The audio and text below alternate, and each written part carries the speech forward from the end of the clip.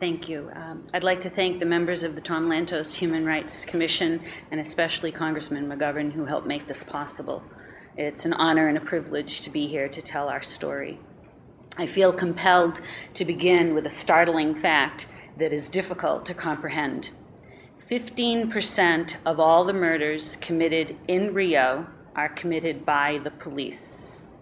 My nephew, Joseph Martin, was one of the 15%. On May 25th, 2007, Joe was celebrating his 30th birthday in Rio. He engaged in a verbal altercation with an off-duty policeman. The policeman shot Joseph from 16 feet away. Our father, Joseph's grandfather, was a policeman in Worcester, Massachusetts for over 30 years. Although we appreciated the complexity of the relationship between police in the United States and those they are charged to protect, we certainly did not expect Joe to die at the hands of a policeman. We soon came to learn that what we thought was a private pain was in fact the result of a chronic and institutionalized problem with the Rio police, well documented, debated, and reported on by NGOs and the United Nations. The months and years ahead would be a series of unkept promises by the Brazilian government and either inept or corrupt police work. Ambassador Patriota promised support and a thorough investigation by the Public Secretariat. 4 times I wrote the ambassador for updates and was either put off or ignored. In my final 2 emails asking for the promised investigation update, I was reduced to pleading, please reply, and I was met with silence. Senator Kennedy's office called on several occasions and was also ignored. Finally, while watching TV coverage of the passing of Senator Kennedy and frightened at the prospect of losing an ally, I wrote the embassy with a draft press release that included a paragraph about their ignoring Senator Kennedy. Perhaps out of embarrassment or simply a coincidence, just a few days later, I was informed that a trial date was set. There are 2 police forces in Rio, a civil police that conducts investigations and the military police who are on the streets. The Civil Police Department was charged with investigating Joe's murder. The policeman who shot Joe was also a civil policeman.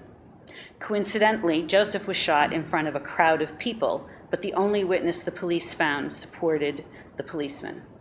It wasn't until the U.S. consulate sent staff to the streets did they find 2 credible eyewitnesses. 4 witnesses had gone to the police station the day after the murder, but they were never interviewed. A report filled out at the police station with their contact information was mysteriously removed from the files, so neither the prosecutor nor the defense attorney was even aware of their existence. This conspicuous omission was either an act of corruption or shocking incompetence. 2 of those 4 witnesses were found just days before the trial held last month. They each asked the judge if he could protect them if they testified. The judge explained that he could not guarantee their safety. On the stand, their testimony amounted to them explaining that in fact they didn't see anything. The defense strategy at the trial was one of anti-American jingoism. As Joe's mother, Frances, and I sat in the courtroom, we realized that the missing document about witnesses, the failure to investigate thoroughly, and the outcome, that the policeman who killed Joe was found innocent, was all a foregone conclusion. Our day in court was not unlike other trials of police in Rio. We are here today not because of what happened to Joe, but because it happens 1,000 times a year to other men, women, and even children in Rio. In April 2008, the commander of a precinct in Rio, Colonel Marcus Jardim, was quoted as saying that the police, quote, are the best social insecticide. This man would soon be promoted to top commander of the military police forces in the city of Rio. That same year, the Secretary for Public Security, Jose Mariano Beltram, commented that while police did their best to avoid casualties, one could not, quote, make an omelet without breaking some eggs. These repugnant statements exemplify the police relationship to the community.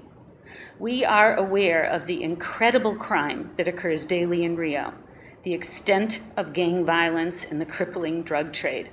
As the daughter of a policeman, I lived most of my life knowing that my father's job put him at risk. But Rio police are not doing crime prevention, nor are they solving crimes. A statistic on the number of arrests each year by the Rio police as compared to the number of people they kill annually is graphic in demonstrating the lethality of police tactics. The Rio police kill and arrest in a ratio of 1 to 23. In Sao Paulo, the ratio is 1 to 348. In the United States, it is 1 to 37,750. There is a training program popular throughout Latin America called the Giraldi method. This method trains police in diffusing volatile situations and has proven to reduce the use of lethal force. Sao Paulo Police Ombudsman Antonio Funari Filho said the Giraldi method, quote, is a doctrine that takes into account the original role of police officers, that is, their duty to protect citizens and preserve life, end quote. But Rio refuses to implement this training method. I can't help but believe that this sort of training would have prevented Joe's death.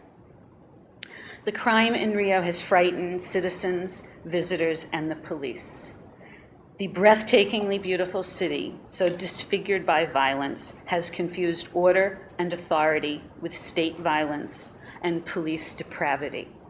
Either the police are acting on behalf of their government, or the alternative is that the government has no control over their police. Let me say again, 15% of all the murders committed in Rio are committed by the police. Because the record shows that the police clearly exhibit a culture of killing rather than concern for the protection of the people of Rio, it is clear that all who go to Rio are at risk. We hope that in the few years ahead, before the citizens of the world descend on Rio for the World Cup and the Olympics, that the Brazilian government will implement the necessary changes to ensure that all people in Rio, both visitors and residents, are safe. President Lula promised the Olympic Commission that he would put more police on the streets during the Olympics. However, if we follow this strategy to its logical and grotesque conclusion, the murder rate in Rio will increase during the Olympics because the number of murderers on the street will increase. A poorly trained policeman who lacks oversight is as dangerous in a favela or a slum as in a tourist destination such as Copacabana. The blatant disregard for life and a police culture of killing does not change depending on where a policeman stands. The situation is morally wrong. Rio can do better, and for the Olympics and the World Cup, we believe Rio must do better.